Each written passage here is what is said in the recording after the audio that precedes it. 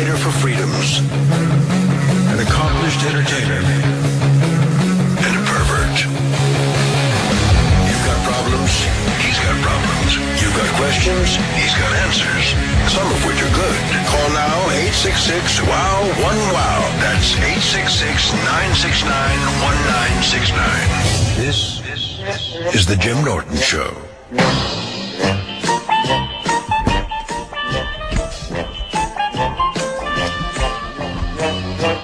Good evening. It is me. Thank you for tuning in, if anybody is listening. I never think anybody is listening. I think I say that every week. But I've been watching this Ken Burns documentary on Netflix. You know, sometimes I just go on Netflix because there's just nothing I want to see on TV. And there's always something good on Netflix. And it's called, like, Cancer, the Emperor of All Maladies. And I'm like, all right, that's probably going to be very depressing. But then I realized that there's a whole bunch of 2-hour episodes. But when Ken Burns does a documentary, holy fuck, does he really do a long one. So, you know, a lot of it is about childhood leukemia and just really depressing. But watching it, I kind of just feel grateful to be, you know, alive. Like, you watch something like that, and I'm like, well, how come I never had kids? Like, why, you know, not that seeing kids with cancer makes you want to have them, but I'm like, you know, I think the reason I don't have kids is I'm too afraid of, like, having a kid and they die. Like, that's probably what it is. Deep down, I'm too afraid of having a kid and not being able to pass, you know, to stop him from dying if he's sick.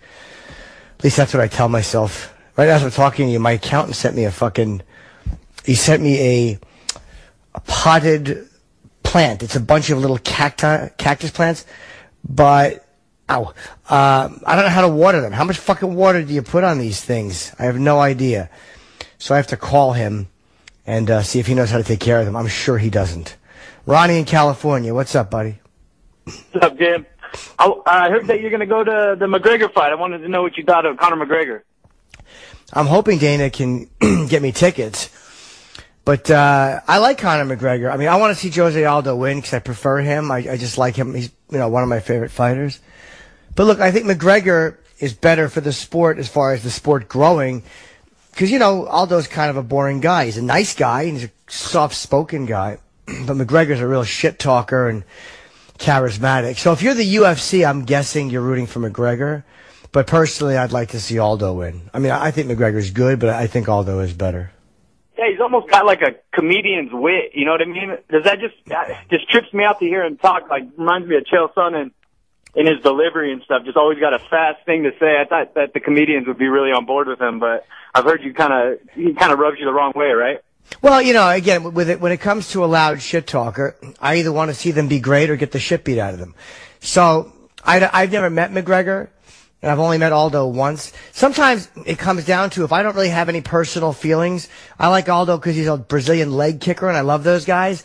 And it's just, you know, if I met someone and they were pleasant, I find a reason to root for them. Yeah, right on, man. Okay. All right, brother. I love the show, man. Thanks for the call.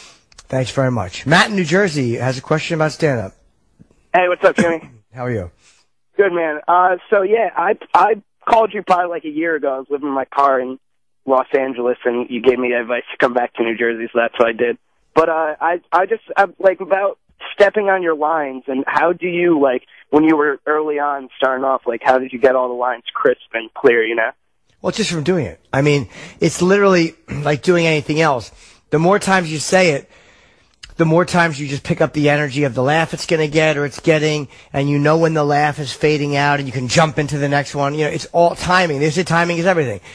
That just comes with experience. So there's I feel like that's so hard to get, though, at, like, open mics, you know what I mean? There's no, you know, I can't get, like, a read on the audience because it's all comics. Yeah, I've done some guest spots, and the guest spots I've done have been killer, but to get to that next point, you know what I mean? Like, I can't keep getting... You know, the mics are just rough. Yeah, I've heard, but that's the only way to do it is just the timing of being on stage. It really is all you can do. Your experience grows the more you do it, And I think it's important just to continue doing it. And you will eventually get that down, dude. I mean, you never have it perfect. None of us do. But the more you do it, the better it will get. So just realize it comes with time. So every time you have a shitty night, you're still getting one step closer towards your goal because you were on stage. And just one more question. With your material, I know your material is like unbelievable. Like what did your family like start to think when they first heard that? Did you try and like shadow them from it, or did you like tell your parents and I know, like your friends from Jersey? Well, my parents are pretty open-minded and liberal about that kind of stuff, which is very lucky for me. I got lucky with my folks. But again, I made them wait 7 years before they ever saw me. 7 years. So they didn't see me until 1997 when I was headlining the Stress Factory. So, I mean, I think by then they kind of had an indication. But I always look at it like, look, I don't perform for my mom and dad. They're just two people. You know, I have to make myself first happy and my audience happy. So I want my parents to love it, but if they hated it, I would still do the same thing. So never consider your family when you're writing jokes, okay? Yeah, definitely. It's just with the, I was trying to do like YouTube videos and I was kind of censoring myself a little bit, but yeah, that's right. I just need to not give a shit about that, I guess. All right, buddy. Good luck. Keep doing it. Awesome. Thanks, Jimmy. Hey, James in New Jersey. What's up? What's up, Jimmy? You have a radio question. How are you, sir? Yeah, I'm good. No, I was just curious on, like after the split and everything with Opie and Anthony, why do you think people still listen even though they hate? Like you'll see people complaining about the show. They're constantly complaining about Opie, yet they still listen. And like, I seen somebody on Twitter the other day, I'm not going to say who it is, but like the amount of time and effort that he puts in to like making pictures and just hating on Opie, and it's like, you're another grown man. Like, why would you even worry about somebody else's life that much, the only thing I can think of, because I've used this example before, like when Lost was on. When Lost was on, I loved it, and I hated the final season. But I knew where the end was, so I made myself watch it, and there was parts of it that I liked, and I would bitch about it, but I knew when it was ending. But something like Homeland I watched, I loved the first season, and they lost me at one point, and I knew I could never like the show again. So I walked away and never looked back. I don't know if it's the fact that radio is so personal, and when people listen to you and love you, they're maniacal. So when they don't like you, they're also maniacal. I don't really have an answer for that because I can't see listening to something I didn't like. I just can't see doing it, but they put the energy into it. I think sometimes you like having something to do as well. Like, you know what I mean? If you're part of a group that likes something, it's not much different from being part of a group that hates something. You're part of a group. And whether it's Twitter or online or whatever it is, I think people develop these identities that they like. Like, I think they like how they feel when they can be like, hey, I'm snarky guy or I'm angry guy. And like in life, it's hard for me to do that because, I get a job and I got to listen to this fucking idiot boss of mine. But here I can express myself the way I want to. So maybe that's part of it. Maybe, I don't know. I personally couldn't do it, but. Yeah, don't you think I understand people are upset about the Anthony thing, but yeah, I am upset about it. Listen to his show or don't, just to keep listening and the complaints. And it's like you're still listening. It's been over a year. That I don't quite get. Yeah. I don't get the obsession for it, but I mean, again, I'm lucky. I'm in a position where I can kind of say what I want I bash online anonymity, because I think that it's needed in some cases. I really do. And I think that at times it's just used for absolute cowards to be who they really want to be, but can't be in real life. And that's just kind of a pussy position. But, it doesn't hurt us. I mean, if they want to, they can do that. I mean, I look at the fact, I honestly mean this. I would rather have somebody listen to the show and not like me than ignore the show. But I don't get why they still listen after all this time. But hey, they're welcome to do it. Yeah, all right. That's all. Okay. All right, buddy. Thanks, Jim. Evan in Long Island has some advice for me, which really is needed. Hello. Hey, how you doing, Jim? Hello. You were asking about cactus and how often to water them? Yeah. Once a month. How much water? Just make them a little damp. Okay. If the dishes, just do it till it just starts pulling up on the top and done. Okay. And that's enough. That's enough. Yeah, that cactus. They're meant to live in a completely arid environment. Okay. Excuse me for coughing, folks. I drank something that's fucking my throat up. All right. I appreciate it. No problem. Yeah, I was getting in my truck and I was asking about tax. I'm like, oh, I'm an arborist. I know these things. Thank you, Evan. Your help is very necessary. Anyone who wants to call in, 866-969-1969. We have people on, but if you want to call, feel free. Thanks, buddy. Let's see here. Kelly in Staten Island. Hi, Kelly. Oh, shit. You actually answered my call. Cool. What's up, dude? Hello. Yeah, so I'm calling you, big, long-time listener, long time. Thank you. And, I love you. Thank you. But, that's not what I'm calling. I'm definitely an alcoholic. Okay. I am. I'm one of those, it's like this fucked up thing. It's like this functioning, you go to work, you have a really good job, you take care of your family, it's like a closet fucking thing. I don't even drink in public, or family functions or anything because I want to be always composed and I don't want to, but I have this witching hour. I call it that. I've called it that several times where I'm alone and, my kids sleep. And that's your little reward, right? You treat yourself, your little getaway. I don't even know what it is. But it's a habit. It's certainly a habit. I've definitely talked to therapists about it. I've been to AA meetings. I've been through the gamut. Okay. I'm not fucking up my life, but it's still not healthy. Like whatever I'm doing, it's not a healthy thing. Well, it doesn't have to ruin your life for you to stop it. I mean, you don't have to fucking drive into a parade in Oklahoma and kill people to stop it. That can happen to anybody. Even if you're a mild alcoholic, you can have one too many and fucking hit a bunch of people crossing the street and kill them and you go to prison. So if it's bothering you, if it's one of those things that you're like, it's not, you know what? I'm married. I have a husband and he's a cop and he works nights. I'm alone a lot. I'm a working mother. I'm alone a lot. And it's whatever. It is what it is. It is what it is. Well, excuse me, Jesus Christ. You are obviously having a mental issue with it, like you don't want to do it anymore. So if it's a problem for you, or if it's making you unhappy, or if it's on your mind, why don't you just stop? Try some of those methods you tried before. I love, why don't you just stop? I really love that. I would love to just stop. When I say you can. It is something that happens at like this witching, I don't even keep alcohol in the house. I actually have to go buy it. Like I have to, there's not a little bar in my home or anything like that. I understand. Yes, it's a ritual. And it's a ritual. I'm sitting there like biting my fucking fingernails, like biting them till they're not even there anymore because I don't know what to do with my fucking head. I'm one like, thing at a time. Down? I'll tell you. Yeah. There's an old expression. I certainly didn't make it up. Bring the body and the mind will follow. Meaning, you're not just going to all of a sudden turn off those tapes. That fucking, for me, it's porn. Like, it's really hard for me not to quote unquote reward myself jacking off online. Those tapes don't get turned off and then one day, hey, it's magically easy. I don't do that anymore because the mentality left, the obsession left. I have to stop doing something and then it takes a while, but the physical action, you bring the body and then the mind shows up after you. But you got to stop the physical action. It's almost like saying, how do I stop feeling like a fat fuck?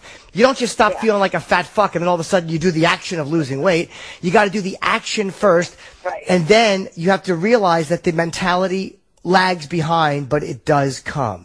It will come. The obsession will be removed, or it will leave, or it will pass, or it will get farther and farther and farther apart. That's how people quit drinking. It's how they quit smoking. It's how they quit heroin. But you have to realize, sure, it's a little hard at first, but it's an addiction. No addiction is easy. So you want to do something about it. Stop trying to say, how am I going to, if you want to do something, just take the action and do it. Start the process. Whether it's a therapist or an AA meeting or a fucking, another 12-step group or something, whatever it is for you. Begin doing that Begin the action of not drinking a day at a time is what worked for me and for a lot of other people. And then you will notice, like, wow, for the first X amount of time, every night I'm thinking about this and I'm white-knuckling it. But then maybe instead of going out and getting the liquor, you pick up the phone and you call somebody who is also in the same boat. And you talk and they talk you through it a little bit. And then you realize, whew, okay, that passed a little bit. Or sometimes they say you eat a piece of chocolate or you just drink something like that's not alcohol and it helps in the moment. But there's plenty of things to do to help get through those moments, and they will become fewer and further between, all right? Okay, all right, cool, dude. Thank you. All right, good luck. Bye. Let's see here. Ooh, Sam in New Jersey, face-sitting fetish. Hey, Jimmy. I like what she puts her hiding on my face, Sam. Oh, wait, wrong Sam. What's up? Hey, Jimmy, thanks for taking my call. It's kind of an issue for me now. It used to just be a fetish, but I'll try and keep this as short as possible. I dated a girl for about 2 years, and she was a squirter. And first girl I'd ever been with was squirted. And she used to sit on my face, and we used to 69, and the only way I could get off was with her, like, sitting on my face and squirting on my face. And now that we broke up, it's been like a year since we broke up, I don't want anything else from a girl other than to sit on my face. Like, I meet girls on Tinder, and I'm, like, emotionally detached. I'm antisocial. I don't want to go and get a drink. I don't want to date a girl. All I want is for a girl to sit on my face. And I know that you kind of have the same thing, and obviously not to this extent, but I know that that's something that you like, so that's why I'm reaching out to you. Yeah, I mean, look, you can't just meet girls and have them sit on your face unless they're prostitutes. I mean, or unless they're just really good eggs. It's one of those things where you're going to have to, like, you know, you're going to have to go out for drinks with them, and you're going to have to do that stuff. It's because what you're looking, I understand being in a relationship and just getting what you want, but you're going to have to realize, like, while you're still dating and you're emotionally detached, maybe it's better to actually just have coffee a few times, because you already know you can get your face sat on. So maybe it's better to find a connection with somebody or just begin dating them a little bit, because then you can get that all the time. But it's just, that's a lot you're asking for, dude. I want to be emotionally detached, meet girls on Tinder, just get my face sat on, and that's it. That's a hard one, because a lot of women aren't going to sign up for that. Hey, I just want to meet some guy who hates me or doesn't give a fuck about me and put my asshole on his nose. You know, that's a lot to ask. Yeah, and I've tried the prostitute angle, and even that's kind of like you know, I've talked to a couple of friends about it, and they're like, I don't know why you would do that with a prostitute, but it's just a weird thing to me that, like, if I'm watching porn, I have no interest in any other part of sex. It's just that, and it's like, that's just my zone right now. But yeah, you have a fetish for it. It's hot. I love it too, dude. Believe me, I get it. But you know, one of those things where you just realize that's a tall order, what you're asking for. So maybe you could put that out there, or go on like alt.com or one of those like sexual websites and tell you're looking for girls to just date who are to have their pussy eaten, sit on your face, or whatever it is. But it's hard to just find a girl who will sit on your face after one Tinder date, you know? Yeah, and now I've gotten to the point where I put it on my Tinder profile, like, if I swipe with a girl and she swipes back, and, you know, I match with a girl, it's because she, you know, I know that I already put that filter out there, but now the matches are few and far between. Well, then maybe you take that all. Look, you got to realize sometimes women are as perverted as we are, but sometimes they just want to know that they're not being looked at like a total whore. Like for men, like we always want that way out. Like we've talked before about people who are going to fight. When two guys argue in a bar, what the fuck, and they're chest to chest. A lot of times those guys don't want to fight, but they're already in an argument, and they want a way out that's face-saving. Like one of them wants to go like, all right, dude, I don't want to go to jail. And they both want to be able to walk away without looking like total pussies. So for a woman, sometimes for her just to fuck you and be dirty, a lot of times they want that way out, which means the face-saving thing, which is, okay, this guy doesn't just want to fuck me, or this guy wants to actually talk to me, and, you know, and it's okay if I don't do it. Do you know what I'm saying? Like, they're willing to do it, but they want to know that you're not just looking at them like they're some piece of meat pig. You know, they want to have some respect from you. So, you know, a lot of times, dude, you can't just expect your girl to want to just sit on your face all willy-nilly. Yeah, no, it's. I guess I got to put in a little bit of the extra work. But Yeah, thank you. I get the instinct to want that, but you got to put in some work, dude. Come on, we all do. Yeah, no. Thanks, Even Jimmy, me, for Pete's sake. All right, good luck. Thanks. All right, let's see here. Jim in Long Island, you with a new girl and you can't blow a load, huh? Yeah. Hey, Jim. Hello, my friend. Great. Seen you a bunch of times. Love your stuff. Thank you. Okay, great. 52 years old. I kind of haven't been, well, I've been with girls, but not as steady for quite a couple of years. Okay. I ran into this one, and she's the shit. You know what I'm saying? She's the girl. She's a great girl and everything. When we got together, the first night, I couldn't even get it up. And then a couple of nights later, got it up and came. And now for the last 3 times, I can get it up, but I can't fucking shoot my load. All right, hold on. You're with this new girl. How long you been with her? About 10 days. Now, who's the last girl that made you come? That was probably 2 months ago. This girl, do you really want to fuck her? Oh, you have no idea, man. Okay, because Absolutely. what happens is, sometimes as men, we think we're supposed to want to fuck somebody when we're not ready. Like, you could look at her, right, and go like, oh man, she's hot. But maybe you're a little scared to fuck or a little nervous, or maybe you just want to hug her and be affectionate first. Not at all. I'm a confident guy. I know how to use it. I think this girl's gorgeous, and this could be a long-term relationship. I'm just having an issue downstairs. But that doesn't all, and you might just be right, but just because you're confident, you had a big dick or whatever, it doesn't mean I don't have a big dick. It doesn't mean I had a big dick. Okay, whatever. But it doesn't mean you always want to fuck. That's the point I'm making is, look, you could be right. Maybe it's just a physical thing. But usually with blowing a load, from what you're telling me, at first you couldn't get it up, and then you can't have this. It's a mental thing. So it's probably a performance anxiety thing, whether you know it or not, or it's the fact that maybe she doesn't turn you on as much as you want her to in this moment. Like sometimes with us, we have a beautiful girl, but yet she doesn't do that thing that the girl who was only a 6 did, like snap our nipple really hard or whatever the fuck it is. You know, like we all have these things. Like men forget that we have conditions too. Like women all have conditions. Well, I want you to be a nice guy. You better treat me right. You better take me out. And they have conditions usually before they'll throw their pussy at you, and we accept that. Men have conditions too, but we think that if we feel that way, we're fucking little pussies or there's something wrong with us. So maybe that's what it is. It doesn't sound like it's physical, right? Well, you know, I mean, I do have high blood pressure that's under control. Okay. I mean, it could absolutely certainly be that, because I'm actually going to go to the doctors and have all that crap looked at, because again, we get along great. She is like, you know, for lack of a better word, is the bee's knees. You've said it a million times. Well, hold on. When you jerk off, can you come? I have. Yeah. It just seems to be a little short. You know what? Yeah. I mean, but I could, as a guy, you could come with a half a rod.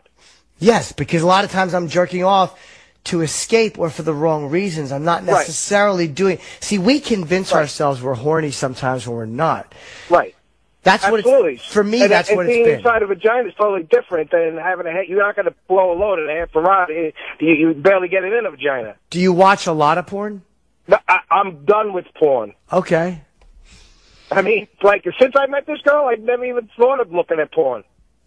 Was there anything you want her to do? Huh? Is there anything you want her to do that she's not doing sexually? She's willing to do anything. That's the problem. That doesn't matter. Is there anything you want her to do that you've been afraid to ask her? Not really. No, not really. I mean, I just, again, I'm not really crying about it. I'm just thinking, what do you think? You know what I mean? Well, again, I know. It's hard to say. I think it's a performance anxiety thing, or you're not as horny as you think. She says the same thing. Maybe it's in my head. You're not. Oh, it probably is. Maybe you're not as ready to fuck her as you thought you were. Maybe you like her and you want to fuck her, but are you good at one night stands, or do you prefer to be in a long-term relationship first? Well, I've been in not one night stands, but like friends with benefits for quite a few years now. So it was few and far between. I wasn't regularly having sex, as in 3 times a week. I was getting it when I could get it. So you're fucking her, and your dick is hard. Is she enjoying it? Oh, my God. Absolutely. Are you enjoying it? I'm enjoying it. But you can't come yet. and she's not getting mad at it. She knows that we could fix it together, and that's how willing she is. You know what I'm saying? Sometimes as a man, it's our way of holding back as well. We hold back, like we're not giving everything. We don't want her to have that much control over us. Are you wearing rubbers? No. Is she on the pill? She can't have babies. Oh, okay. So it's not a matter of being afraid of again, pregnant. I want to go back to the age. I am 51 and she's 47-ish. Oh, okay. Maybe it's a little harder for you to come for that. You know what? I didn't even realize that unless you said it and I just didn't catch it. I did say in the beginning. Oh, sorry. That's okay. That's absolutely fine. I know. You know what? Check with your doctor if it's any of that stuff. Because again, I don't know physical stuff. But to me, it sounds like it's in your head, and you should just relax. And maybe you could fuck her for a little while, then just jerk off while she plays with your balls or whatever, and bridge to come that way. It's great talking to you, Jim. I appreciate it. All right, good luck, man. Thanks. Let's see here. Ty in New Jersey has a question about my joshing around. What's up, Ty? What's up, Jimmy? I know you're big with like the self-deprecating humor on the show, and you make fun of your career, and you always say there's a lot of tickets available. And sure. I was just wondering, I've seen you a bunch of times at Caroline's. You're always great. You always sell out. I was just wondering how you really gauge your career. Because to me, you're very successful. You're on TV. You're on the radio. You're hilarious. Thank you. So I just wondering, beyond the joking, how you really look at yourself in terms of your career. Well, thank you for those compliments, sir. You know, it's weird. I go through good days and bad days with it. Like a lot, when I'm self-deprecating, a lot of times I am just saying that little message that your mind throws at you in that moment of negativity. And the difference between me and a lot of people is I'm just vocalizing it, and a lot of people are not. That's all. It's part of it is true, but and I really feel that way.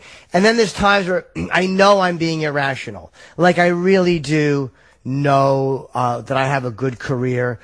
Again, is it as good as Bill Burr or fucking Kevin? Of course not. But is it a lot better than a lot of the guys I knew coming up? Of course. Like I've been very lucky compared to the guys that I started with. Like a lot of them, 95% of them do not do comedy anymore.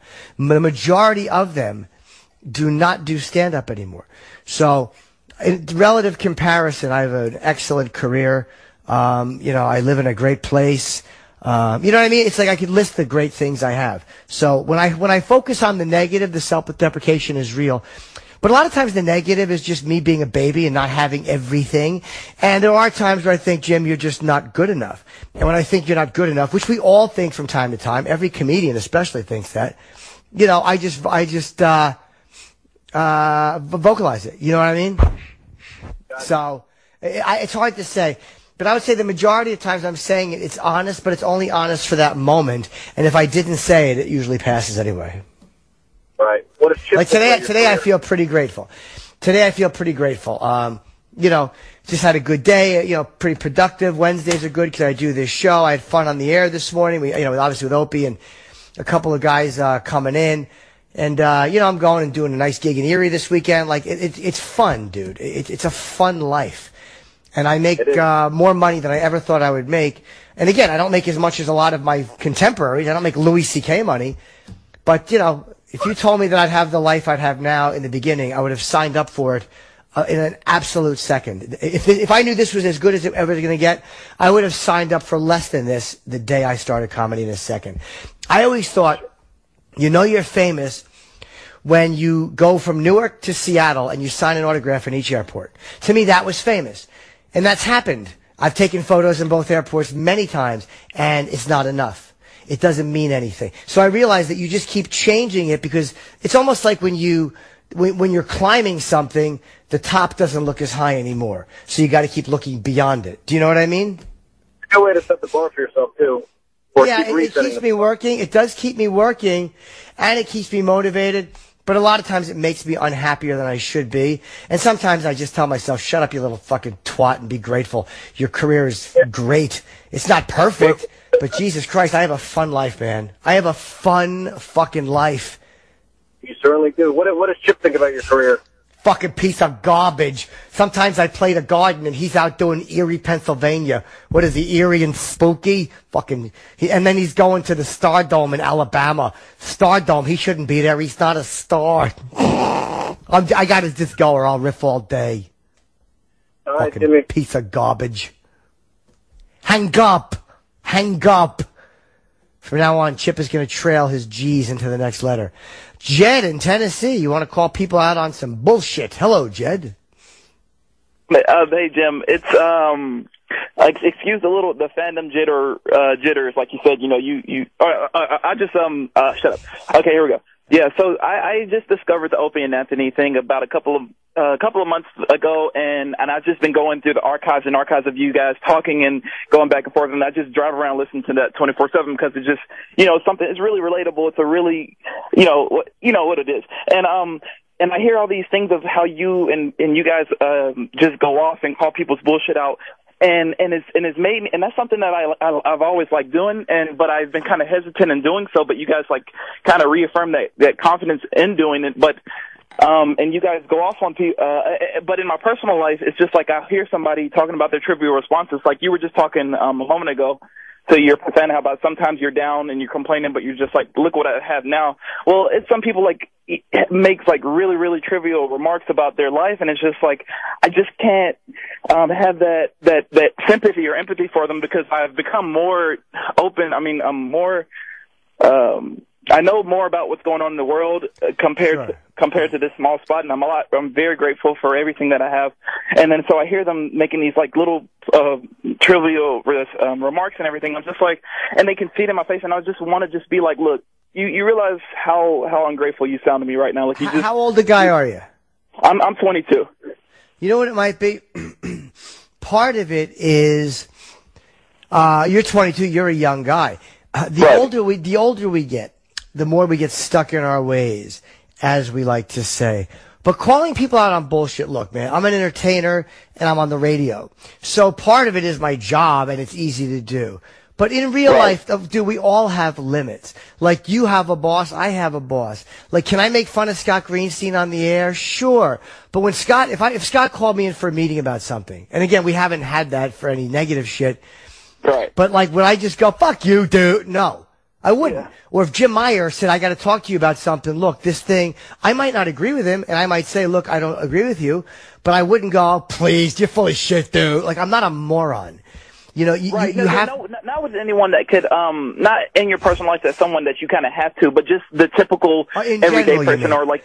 Yeah. I mean, look, dude, it's one of those things where I don't even mind if people bullshit, as long as they're not using their bullshit to punish other people or to put themselves above other people. But yeah, it's more tempting now to call people out than it ever was. But again, there's more of it that becomes apparent. Like years ago, we wouldn't have seen the video of this cunty professor at Michigan or at Missouri University, whatever it is.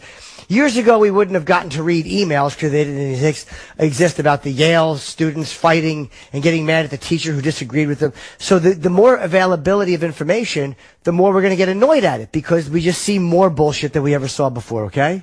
Right. And, okay, yeah, that kind of clears it up. But and to give you an example of what I meant to paint the picture more is like for instance, I had a lady who was a customer or a person, and she was just complaining about how her day was ruined because the housekeeper wasn't going to be able to clean the house that day, and she really needed to clean. And it was just like that was really the worst of her concerns. And I just wanted to be like, oh, I fucking hate your guts, you blah blah. Because I'm also like starting to do a stand up thing, so it's like it's already in my personality, and I'm not sure the balance of how to use it in my personal life. Like I wasn't sure how you were.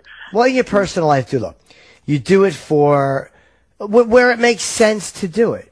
Again, I'm not some rebel asshole running through my life and causing a scene, Yeah.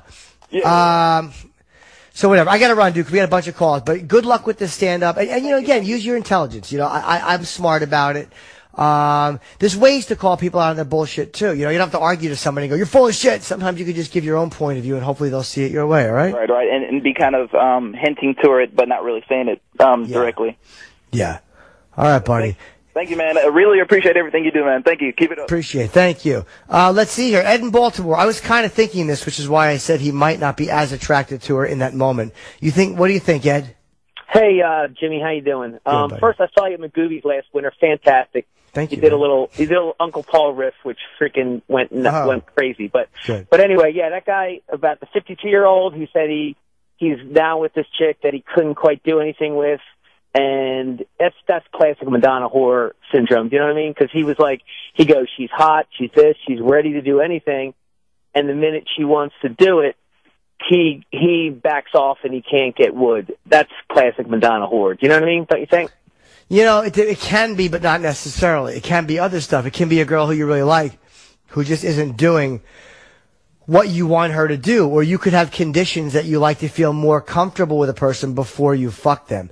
It might not be Madonna whore. It could be, but that kind of could... Thinking, I'm sorry to interrupt you. The only reason I thought that is because the one classic line he said was, oh man, she's ready to do anything at any time. And then he loses his wood. And that's why I thought, okay, that's what made me think that. Do you know what I mean? Could be, but not necessarily. But that's a good point. You know, who knows? All right? All right, thanks, Jimmy. All right, goodbye, you little sweetie. Let's see here. How about Michelle in Alabama? Hey, Jimmy. Hey. There's this guy at work that I've kind of been fooling around with a little bit off and on. We're both married. Well, if he's your husband, it's okay. Yeah, no, it's not. Well, oh, he's not your husband. He's someone else's husband. Someone else's husband. I was just joking. Okay, go ahead. Yeah. Okay. But we haven't gone away, blowjobs, that kind of thing. And he's almost hesitant to, and he said it a few times. He doesn't want to ruin his marriage. I've said that too. Neither one of us want that. We're just fooling around. It's just straight sex. It's nothing that is going to mess up our relationships. Sure, of course. Hold on. Of course, straight sex will wreck up your relationships. A couple of ways. Yeah. One, when you're actively lying to somebody you're with, you begin acting suspicious, and you begin changing, and you begin resenting them because there's times where you want to go fuck the new person, but you can't because the husband showed up at work, or whatever it is. You got to go to lunch with the husband, whatever the deal. So you start acting shitty towards your partner because you're living a lie. You begin to cover your phone a certain way whenever a text comes in. You begin to look over your shoulder to see. You begin to get suspicious. So it does affect the marriage, and the spouses do notice, and now everything is saved. Email, text messages, location services. Eventually get caught. Yeah, I need to just stop it and let it go, don't I? Well, I mean, look, I'm not being a holy roller, but if you're married to somebody, if you want to fuck the marriage up, go ahead. But if you don't, if it's just sex, then you're for a quick thrill, this guy who doesn't want to fuck, he's going, let's not do it, might be saving you so much more of a headache. He might be doing you such a favor. Yeah. You know? Yeah, I see what you mean. Both my husband and I are both pretty open that, you know, if the cases come up, yeah, okay, as long as we're not, it's sex. It's going to be, you know, I'm always his, he's always mine. We're in our marriage. But if we want something on the side, okay, you know, it's cool. Wait, you and your husband have that agreement? To a point, yeah. Oh, okay, well, that's a little different. It's never been fulfilled because we haven't had that opportunity yet. Right. But I'm starting to have that opportunity and just seeing if I should. Well, if you guys have that agreement, how would it fuck your marriage up? Yeah, I'm not worried about mine. You worried about his marriage? It's his. He and I both said it's straight sex. I mean, he's more concerned about all of it. I'm trying to get it to him that no. Well, then why don't you let it, if he's telling you that, sweetheart, if he's telling you that, listen to him. Maybe his wife is more suspicious than he's letting on. Yeah. Listen to him and respect his wishes and say, you know, okay, we won't do it. You know, maybe it will fuck your marriage up more than you thought. You know. But do I cut it off completely? Because, I mean, he's still coming on and saying, hey, how you doing? Like, you know, starting little shit up, but then stops it at a point. Well. So do I string it along and keep enjoying that much, or? Is it uncomfortable for you to do that? No. It's more aggravating. It's like being cock-blocked, basically, you know? Well, if it's not uncomfortable, that's one thing. But if it's uncomfortable for him to keep, like, dib it and dab it in, just go, no, I'm not going to do that anymore. Okay. But I would listen to his signals. If he's saying, look, I'm worried about my marriage, then just respect that. Oh, yeah, it's good. I mean, and leave him alone. Yeah. All right, just play with your vag thinking about him. Okay. Goodbye. Bye, thanks. All right. Lenny in Buffalo. Hello, Lenny. I'm calling because, my husband is a severe alcoholic. He drinks like a 12-pack of beer every day, and he's just sipping on liquor the whole time. And the past few years, he's introduced cocaine into the mix now as well. And I've tried giving him ultimatums where, this needs to stop or I'm leaving. And he talks me out of it every time, but I'm really at the point now where I can't do it anymore. And I mean, I love him a whole lot, but I can't keep living my life like this. So I just don't know what to do. Well, you've talked to him, and is he willing to do anything? Not really. I mean, he agrees that it's a problem, but he won't make any change. Well, then maybe you can start going to, there's 12-step programs for people who live with alcoholics. I've never been to Al-Anon, but I've heard about it. Have you tried that?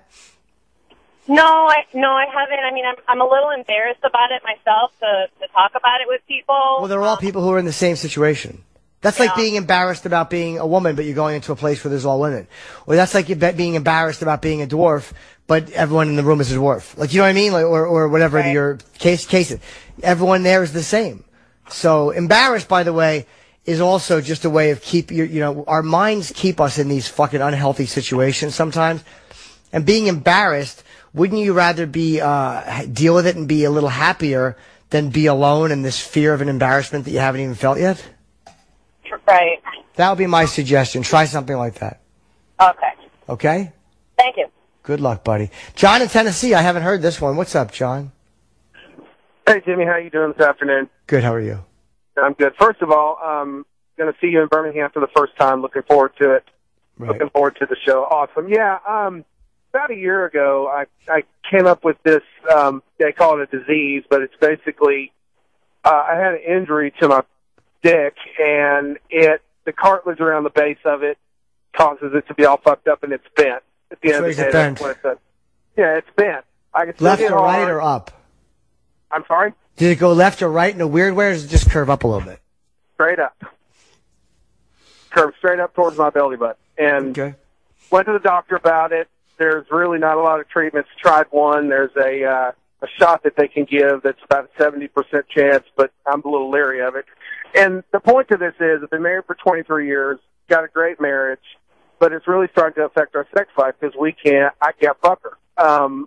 It's just the way that it's positioned. We've tried every different position under the sun. So, for the last year, we've had to come up with different ways to pleasure each other, and that's fine. Wait, why can't you fuck her if your dick is just curved up? Because of the positioning. I mean, whether she's on top, behind. I mean, it's like the fucking Kama Sutra. We've tried everything. It's because it's bent so far up that I can't get it in and keep it in. It hurts? Yeah, it's painful. And there's nothing you can do about that, huh? Nothing I can do. And it's, she says she's been great. I please her in other ways. She's got a toy. I eat her pussy. I mean, it still works. Everything still works. But I mean, it's like, I feel shitty because I feel like I'm missing out on pleasuring her, number one. And number two, I'm aggravated as hell because I can't do what I want to do. And number one, it's embarrassing. So thank you for letting me talk about it. And I just don't know what the hell to do. I mean, do I go try this shot that they say is extremely painful, and it's only a 70 to 75% chance that it's going to work to break that cartilage up? I mean, what are the side effects of the shots? Redness and pain and swelling, and those are the three main ones. But they won't do permanent damage if they don't work. No. Is it called, as you and I are talking, I just put in the computer bent penis. Yeah. And is it Peyronie's disease or Peyronie's disease? Yeah, it's Peyronie's disease. Did you see some pictures? Yeah, I'm looking at a drawing right now. And the New York urology specialist, they say, they say, curved penis, call us. Where are you located? I am in Tennessee. Well, maybe you can find, a urologist or call the New York one. It may be worth a trip up. How long are you supposed to be doing those shots for? I think it's a series of 4 shots over the course of, I think you do one every 2 weeks. Well, do you want to try? Why not try the shots? Because if it's not going to do any permanent damage, if it doesn't work, then it's worth the pain. It's worth it. Yeah, and I want to do it. My wife, she said, don't do it if you don't think it. Don't. She left it up to me. Do it if you want to do it. And I just, it's aggravating as hell because I'm 48 years old. I shouldn't be having to deal with this shit, but it is what it is. And you don't have penile cancer. That's a lot worse. You don't have there's a lot worse shit you can, that's true. Can do. That stinks. How'd you break it? I think with some rough sex, when you're fucking, a lot of times you'll hit you'll hit like the pelvis bone, or you'll hit the bone right there, I think. Do you remember when it happened? No, I don't. That's happened to me a few times, and it was probably one of those times, and it just circumvented into this big freaking grotesque thing that I got to look at now, and it just sucks. Yeah, that does, absolutely. But still, you don't want to have to put up with that. But again, it could be a lot worse, dude. Right, I understand. I'll probably just go in and get the shot, and like I said, 3 out of 4. That's shit. That's not bad. I'm going to take those chances. I just needed someone else to tell me that maybe to go try and do that. Yeah. Good luck, man. Hey, man, I appreciate it. Take care. Bye. Fucking curved pecker. Let's see here. Joe in South Carolina. What's up, Joe? How do you do, Joe? Hey, what's up, man? How are you? Good. Listen, I've been doing for a little bit now, and for about 3 years. Okay. And I'm graduating. There's a good scene down here. It's awesome, really good. But I don't know if I want to go back to New Jersey and then go to New York, or maybe go to Atlanta or LA. I mean, I don't know. Well, that's just a decision you have to make. I mean, there's no one that can really help you with that. There's comics that I've talked to. I got to open up for TJ Miller. I'm not trying to fucking drop names here, but yeah, I like TJ. Yeah, and I met Pete Davidson too, real cool fucking guy.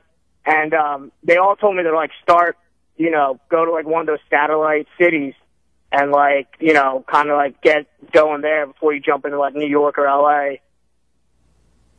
Well, I mean, do you think that your stuff is good? I mean, I do. I think I got a lot better from when I came down here and started doing comedy fucking 4 nights a week compared to back home when I did it once a week, if that. Yeah. Well, I mean, dude, I don't know. What kind of job do you do during the day? What kind of family attachment do you have there? You have to consider all that stuff. That's true, man. But I mean, by the way, I saw you in Charlotte. Absolutely fucking crushed it. That's another place I go up, and they got a good scene. I mean, I don't know. I got a girlfriend who's completely on board with whatever I want to do, and I mean, I don't know. I'm thinking about maybe doing Atlanta and maybe staying there and shit. Well, give it a shot. Give it a shot. Atlanta, Boston. There's a lot of great places for stand-up. Or just move to New Jersey and start coming into New York. True. I got to go in 3 minutes, buddy. I got to run, okay? But good luck either way. Thank you, man. Take care. Let's see here. Mike in Florida, active Army recruiter. Hello? Hi, buddy. Hello? Hi, Mike. Can you hear me? Oh, yeah. My name's Glenn. I apologize. Oh, hi, Glenn. Hey, I'm a recruiter in Florida. I'm active duty. I just wanted to thank you a lot, Jim. Your show makes me laugh. You make me laugh, not your show. I really appreciate what you do. And I am active duty. I've been in the Army for about 15 years, and I can't thank you enough. Oh, thank you. It's really nice of you. I appreciate that. And, hey, man, congratulations. Thank you for doing what you do. I mean, military guys always fascinate me. It's just it's a decision I could never make. So thank you too, buddy. I appreciate it. I really appreciate your hard work, man. Thank you very much. Thank you so much, man. Thank you for, you guys defend my right to be a douche. So I do appreciate that. All the guys with guns are the ones who would defend my right to fucking say all the jackass stuff I say. So I appreciate it. All right. You're hilarious, brother. Thank you. Thank you. Take care. Let's see here. Steve might have some advice for the guy with a bent dick. Hey, Jim. Hi. So this guy with the bent pecker, he has to call Dr. Steve. Yeah, he probably should. Yeah. What's that? Yeah, fuck yeah, fluid. Yeah, when your penis is bent, sometimes what you gotta do is you just gotta stand around the corner and fuck her around the corner. Or a lot of times you can hang your suit jacket on it. But yeah, I guess Dr. Steve would be more qualified. But I think you should just call a urologist. Sorry. Yeah, he's in Tennessee. He talks about it all the time on his show. So I just think that he would. Well, I think he hates a bent penis, Dr. Steve. He said because it bothers his tonsils. So I think that's why he talks about it so much. He doesn't like it because it makes him feel like he's gonna vomit. I think that's his problem. All right. Fuck yeah. Fuck yeah. Thanks, man. Thanks, Jimmy. Kevin in North Carolina wants to ask a question about stand-up writing. What's up, buddy? Hey, Jimmy, I love you. Just by the way, you're hilarious. You told a guy with a bent penis it could be worse. Well, I was saying, like, you could have cancer, or you know what I mean? Like, there are things that are worse than that, even though that's bad. I mean, you know, so you just deal with it. It's just funny. Listen, I saw you in Charlotte. You're fucking amazing. And you came out and you kind of apologized, like you had new material, so you had all these notes in your hand, which you never looked at. Yeah. And you just nailed all new material. I just saw your last special. Like, what's on that paper? What is it a comfort for you to have it? Well, it's in order. I have a certain order, so what I do was I pretty much. What show did you come to? Thursday night. Okay, because I did Friday night pretty much the same way, and then the Friday late show I did almost in reverse. So I mixed up the order a lot and changed the order. So a lot of times it's just if I feel stuck, I like to have it there as a comfort because I want to be able to go back and do. I pretty much remember a lot of it, but I've been still toying with the order, and that's how it is with these shows. I work out in the Comedy Cellar. I do so much. I do like different 15-minute sets there, and then all of a sudden I get a bunch of 15-minute sets, and I try to mix it up. And sometimes if I want to just punch some energy into the set, I fucking flip the order upside down, and it helps me have a new energy and focus. I got to run, buddy, because we got to wrap. But thank you so much. All right, you're awesome, man. And I have pre-sale tickets are on sale for Birmingham, Alabama for January and New Year's Eve in Rhode Island. Those will probably both sell out. So go to, what's it called? The Star something. Go to my Twitter, my Facebook page. You can see the links. But I want these tickets sold. The pre-sale code is Norton. Thank you guys so much. I'll see you next week. Thanks for listening to the Jim Norton Show.